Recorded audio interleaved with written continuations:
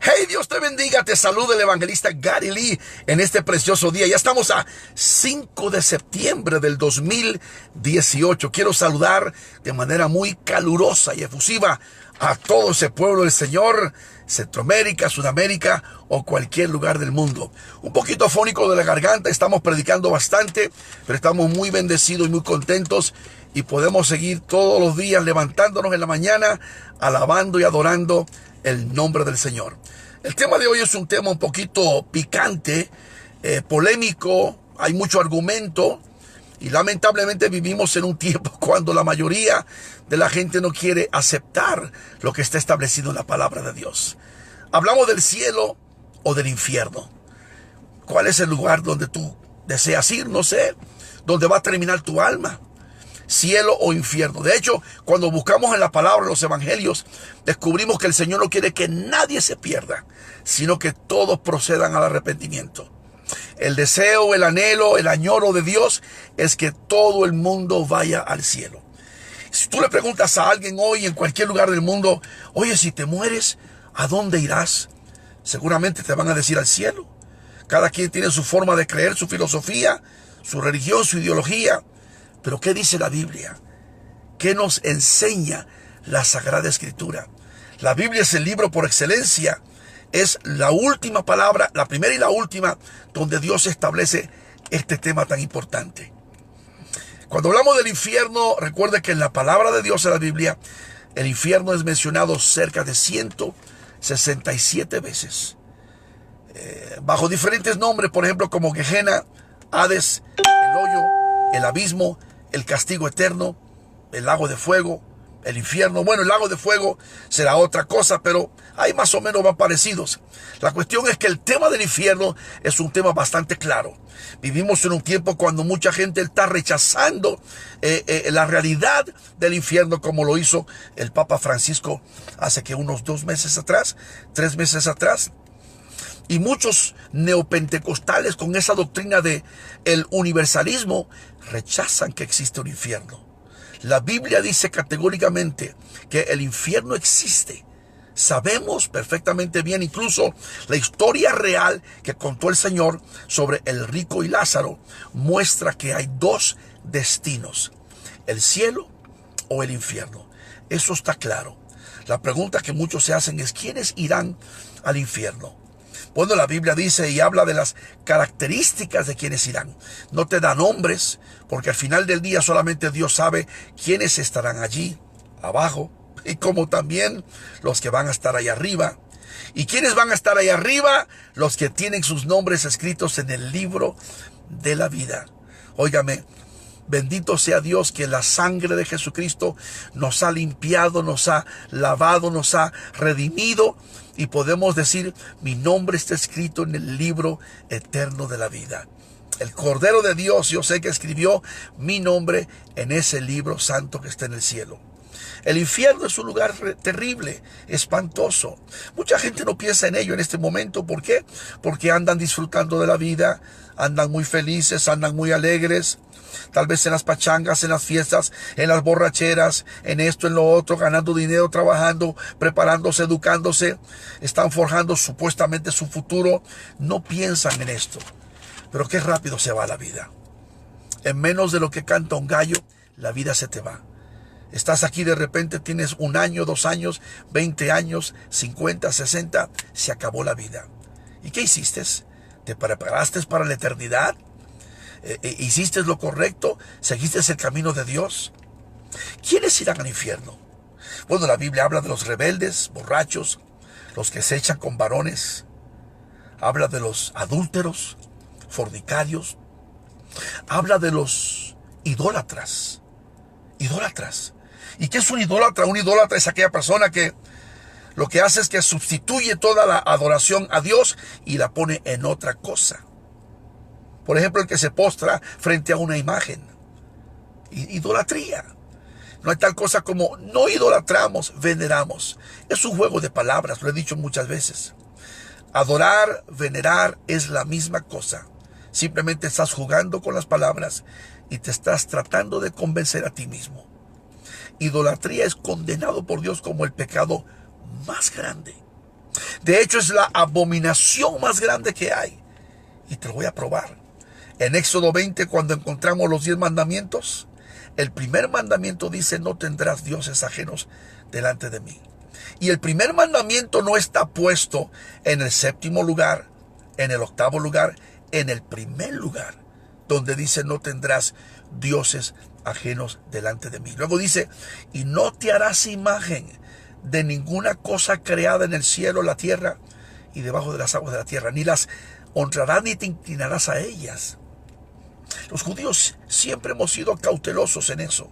Por eso en Israel, cuando viajas, si un día tienes la oportunidad de viajar conmigo, vas a descubrir que los judíos son tan monoteístas que solamente adoran a un Dios y jamás se postran ante una estatua. ¿Se acuerdan ustedes 2600 años atrás la historia de Sadrach, Mesach y Abednego, cuyos nombres realmente eran Ananías, Azarías y Misael? Ellos dijeron: no vamos a postrarnos delante de la estatua de Nabucodonosor. Una gran imagen que hizo, una estatua de su imagen, este rey de Babilonia. Pero ellos prefirieron jugárselas. Y aunque había una sentencia de muerte de que el rey los iba a meter dentro del horno, y lo cumplió, ellos dijeron: no vamos a doblar nuestras rodillas delante de tu estatua, oh rey, sepas hoy. ¿Por qué? Porque eso es convicción, fidelidad, valor y amor a Dios. Cuando una persona realmente ama a Dios, solamente a Él adora. Entonces la idolatría es un gran pecado, una gran abominación. ¿Por qué? Porque le estás dejando de dar la gloria a Dios. Y escúcheme bien, esto es muy importante. No se te olvide esto jamás. Si se te olvida todo, que esto no se te olvide. Dios no comparte su gloria con absolutamente nadie. Por eso es tan grande abominación que hoy en día, en este tiempo final que vivimos, profética y escatológicamente hablando, mucha gente ha puesto los ojos en los hombres. Y hablo también de iglesias evangélicas, neopentecostales. Muchos, por ejemplo, que cuando ven a fulano, que es el apóstol. Por eso es que estas personas se pusieron esos títulos para sentirse más arriba. La gente cuando los ve, ya no los ve como un ministro sencillo, los ve como algo más arriba. Y no son más grandes de lo que jamás han sido. Pero se sienten más de lo que son, porque no son realmente, la mayoría de ellos, absolutamente nada. Somos siervos nada más de Dios, siervos inútiles. Servimos al Señor, estamos aquí al placer del Señor, honrando su nombre, bendiciendo su nombre, y esto es muy importante. Pero hoy tenemos tanta idolatría, y este es uno de los pecados, sino el más grande pecado que se comete. La idolatría es la más grande abominación. De nuevo te digo, Dios no comparte su gloria con absolutamente nadie. Cielo o infierno, ¿a dónde vas a ir? ¿A dónde terminarás? Allí en el infierno irán los borrachos, los adúlteros, los fornicarios, los mentirosos. ¿Sabe que me está dando mucho gusto que en los últimos días, esta semana, desde la Casa Blanca, el presidente Trump y varios líderes del Congreso están queriendo pasar una ley nueva donde ya le paren a tanta difamación en las redes sociales? Estaba escuchando un predicador muy conocido, uno de mis grandes mentores de hace muchos años atrás en Puerto Rico, y él decía: es terrible, es espantoso, cómo en las redes sociales, que antes no había, nosotros somos predicadores antes de Facebook, antes de YouTube, antes de Twitter, antes de Instagram, antes de los celulares, antes de todo esto. Ahora esta plataforma de redes sociales le proporciona una herramienta a estos tipos que no tienen escrúpulos, que tienen sus mentes reprobadas, que muchos de ellos son instrumentos de Satanás, simplemente para difamar, caricaturizar y para andar hablando mal de siervos de Dios. Es lo que estamos viendo hoy en día. Claro que hay muchas cosas que son ciertas, son verídicas, pero personas que solamente se dedican a calumniar, difamar y a cacaraquear tonteras, barrabasadas. Y lo peor de todo, porque esto tiene varios lados, es la gente tan, quisiera decir ingenua, pero no son ingenuos, son realmente cabezas vacías. Y lo digo con todo respeto y con todo amor. Pero por falta de conocimiento, como dijo el profeta de antaño, Oseas, mi pueblo perece. Y es por eso que a veces tú prendes tu celular o tú te vas a la computadora y vas a YouTube y encuentras en YouTube video tras video tras video de tontería y media. Y hablan de fulano y mangano, y como ponen una foto, y la foto ahora con las aplicaciones puedes poner la foto encima de otra foto, y puedes poner a una persona en un lugar donde nunca ha estado, con una persona que nunca ha estado. Y ahora como tienen esta facilidad de las aplicaciones y la fotografía, y mucha gente, repito de nuevo, es muy ignorante. Ignorante no porque no hayan ido a la escuela. No los estoy insultando. Ignorantes porque desconocen qué es lo que están haciendo con todo esto. Entonces a mí me da mucho gusto que van a empezar a pasar leyes ahora. Ya tienen estas leyes en algunos países de Europa. En Malasia la pasaron, donde una persona que habla mal de alguien en las redes sociales, siendo una vil difamación, una mentira, puede ir a la cárcel. Eso es tremendo. Eso es maravilloso. Nosotros en este ministerio, cuando compartimos una información, la corroboramos, la confirmamos por lo menos 7 veces, sabiendo que lo que estamos compartiendo tiene que ser una información verídica. Por eso es que nosotros tenemos que siempre cuidar nuestra credibilidad. Y por ahí hay mucha gente que dicen y que caraquean y todo, y esto es parte de las mentiras. Y ahora, ¿quiénes irán al infierno? Los mentirosos. Porque el padre de las mentiras es el mismo Satanás. Y me acuerdo años atrás, antes de que hubieran las redes sociales, cuando leía uno los periódicos. ¿Se acuerdan ustedes de la revista esa barata, esa de alerta, alarma? Decían cosas terribles de las personas y hablaban esto. Puras mentiras. El ovni bajó y se llevó a fulano, el monstruo de 4 cabezas. Y luego en Estados Unidos el famoso National Enquirer, que la gente sacaba todo los chismes. El 90% eran puras mentiras, puros inventos. Se llama entretenimiento, sensacionalismo. Se llama simplemente periodismo amarillo o amarillismo. Es lo que se está llamando. En el pueblo de Dios no debe de existir eso. Debemos de ser gente sinceras, íntegras y claras con información y con el mensaje del evangelio. Pero ¿quiénes irán al infierno? Mentirosos. Estos mentirosos, difamadores, calumniadores, adúlteros, fornicarios, pedófilos, homosexuales, lesbianas, ladrones, rebeldes, tiranos, estos arrogantes, altivos, y bueno, tantas cosas que hay, todos los abominables. Hay 2 destinos, el cielo o el infierno. 2 destinos, cielo o infierno. ¿A dónde vas tú? Tú dices, yo voy al cielo. ¿Estás seguro? Porque para ir al cielo hay que cumplir con 4 condiciones. ¿Y cuáles son esas condiciones? Número 1, tienes que nacer de nuevo. Una persona que ha nacido de nuevo da frutos dignos de arrepentimiento. No es igual que antes. La palabra dice en 2 Corintios 5:17, el apóstol Pablo habló categóricamente diciendo, y de modo que si alguno está en Cristo, nueva criatura es. Las cosas viejas pasaron, todas son hechas nuevas. Cuando una persona nace de nuevo, viene el amor de Dios a su vida, a su corazón. Es totalmente diferente como ser humano. Jesús dijo, y en esto conocerá el mundo que sois mis discípulos, si os amáis los unos a los otros. Una persona que ha nacido de nuevo lleva la presencia de Dios en su corazón. Y la presencia de Dios es misericordiosa, es amorosa, es paciente, es benigna, hay templanza, hay gozo, hay alegría. Son los frutos del Espíritu de Dios. El fruto del Espíritu. Y cuando uno tiene al Señor, uno tiene el Espíritu de Dios. Qué bonito, qué precioso. Entonces, ¿cuáles son las condiciones para ir al cielo? Nacer de nuevo. Cuando uno nace de nuevo, deja atrás todas las malas mañas, los caprichos y todo lo que uno nace de nuevo. Segundo, necesitas fe. Porque la palabra dice en Hebreos que sin fe es imposible agradar a Dios.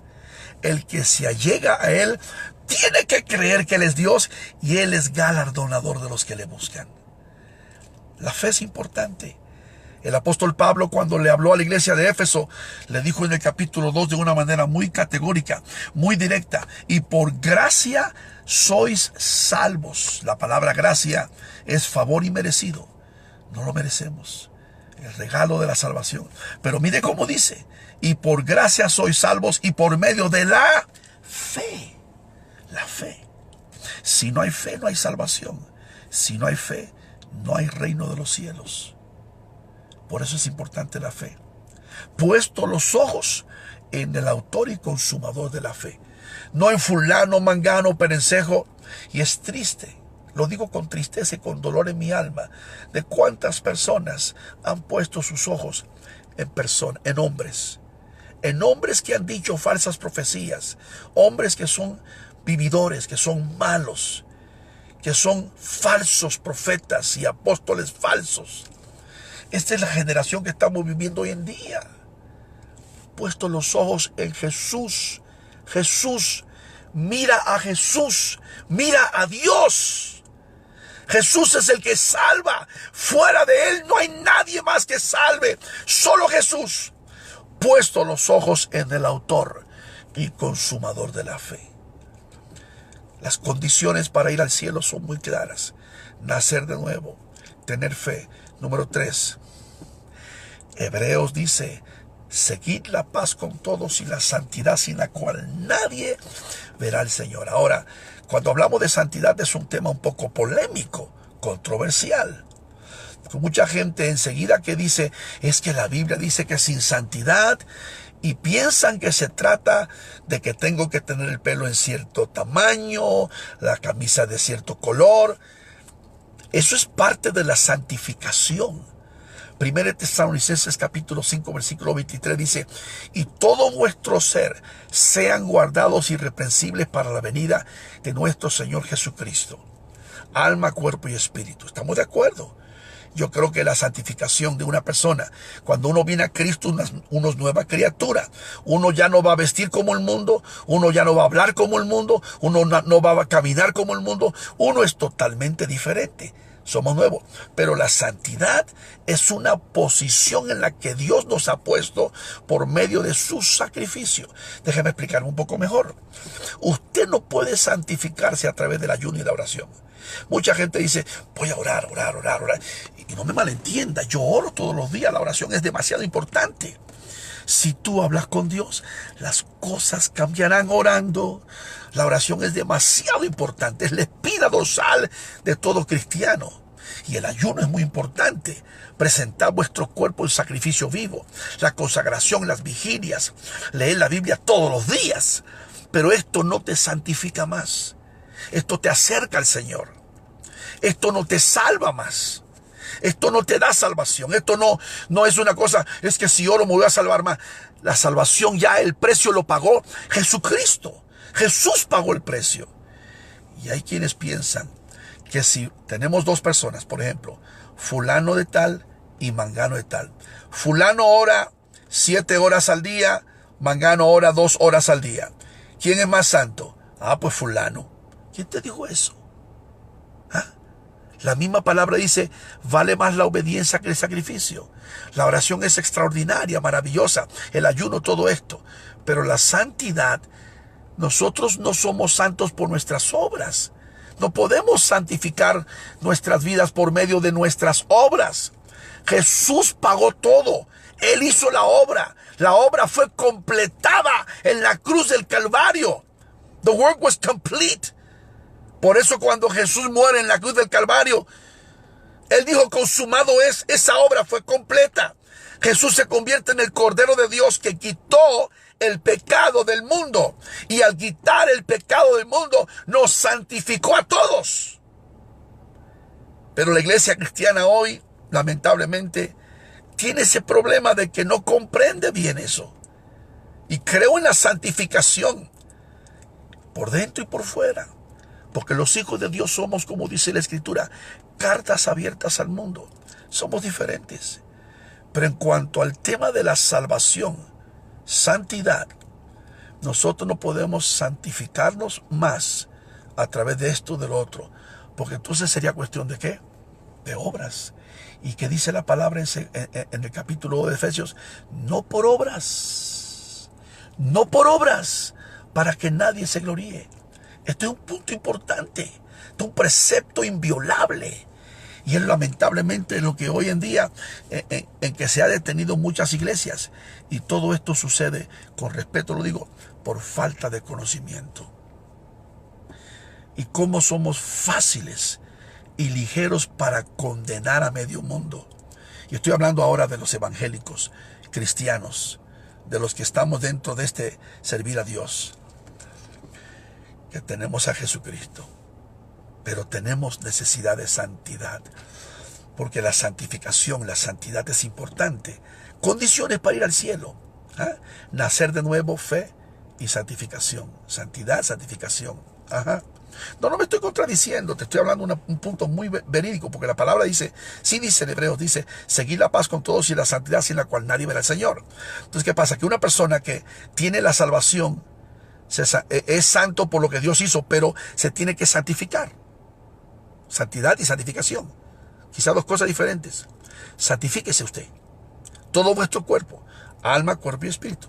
Santifíquese, conságrese, viva para Dios, porque nada sucio entra en la presencia de Dios. Nada sucio, nada sucio. Hoy tenemos iglesias, por ejemplo, que dicen, ¿qué importa? Eso no significa nada. ¿Y sabe cuál es el argumento de mucha gente? Dicen también, es que Dios solamente mira el corazón. El corazón. Y por afuera, aunque parezca un estrafalario, un andrajoso, un rufián, o sea, ¿qué se supone? Que yo entienda bien, lo de adentro siempre se va a reflejar. ¿Por dónde? Por afuera. Porque la gente no ve lo de adentro. Dios sí lo ve. Pero la gente ve lo de qué? Afuera. Y somos cartas abiertas al mundo. Deja mucho que decir cuando tú ves, por ejemplo, a una persona, soy cristiano, y trae 7 colores en la cabeza, trae aretes en toda la frente. La Biblia habla de no marcar tu cuerpo, que es templo de Dios, 1 Corintios capítulo 3, versículos 16 y 17. La gente hoy en día quiere vivir como el mundo, y no podemos vivir como el mundo porque estamos en el mundo, pero no somos de este mundo. Somos gente separada para Dios, pueblo de Dios. Entonces, si creo en la santificación demasiado. Vivamos para Dios, consagrémonos, santifiquémonos para Dios. Pero la salvación es demasiado importante. Y como dice el apóstol Pablo, hay que cuidarla, guardarla con temor y con temblor. La última cosa que es importante, demasiado importante como condición para ir al cielo, es amar a Dios. Y hay mucha gente que dice, yo amo a Dios, yo amo a Dios. Cualquiera puede decir, yo amo a Dios, pero ¿lo ama de verdad? Decirlo no es lo mismo que probarlo. A mí como judío de pequeño, siempre nos enseñaron en la sinagoga lo que se llama el Shema de Israel. Siempre.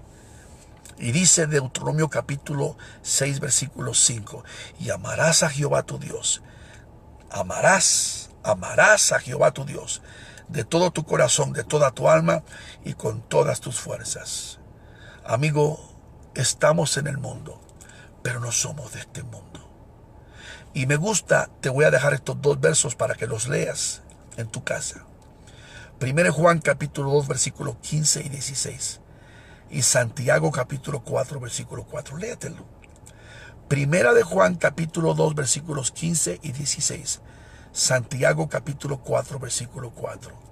1 de Tesalonicenses capítulo 5, versículo 23. Léete la palabra del Señor. Léete el Viejo Testamento también, que no ha caducado. Léete los evangelios. Jesús dijo estas tremendas palabras que estremecieron al mundo. Si me amáis, guardad mis mandamientos. Y los mandamientos del Señor son, no tendrás dioses ajenos delante de mí.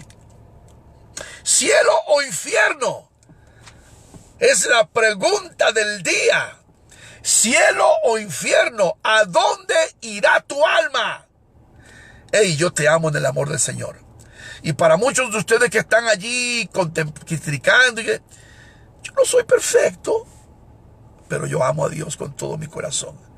Y cuando yo digo yo no soy perfecto, no estoy diciendo no soy perfecto porque tengo algo, no tengo nada. Mi esposa y yo, 36 años adorando a Dios, mis 3 hijos, mis 4 nietos. He caminado con Dios 46 años en mi vida.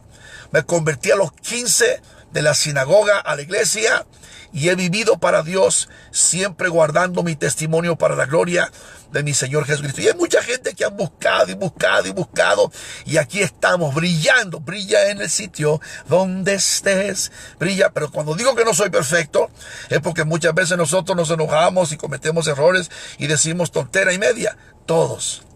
Pero yo amo al Señor como no te imaginas, con todas las fuerzas de mi alma, y amo a mi prójimo como a mí mismo. Y lo he dicho muchas veces. Por eso predico como predico la palabra, y le digo al pueblo que hay que saber esta verdad, conocerla. Y hablo con mis amigos católicos todos los días que pueda, cuando Dios me da la oportunidad y siento que me está indicando. Hablo con ellos porque los amo. Muchos me odian, me retan, me amenazan. Yo los amo. ¿Qué puedo hacer sino amar y decirles la verdad?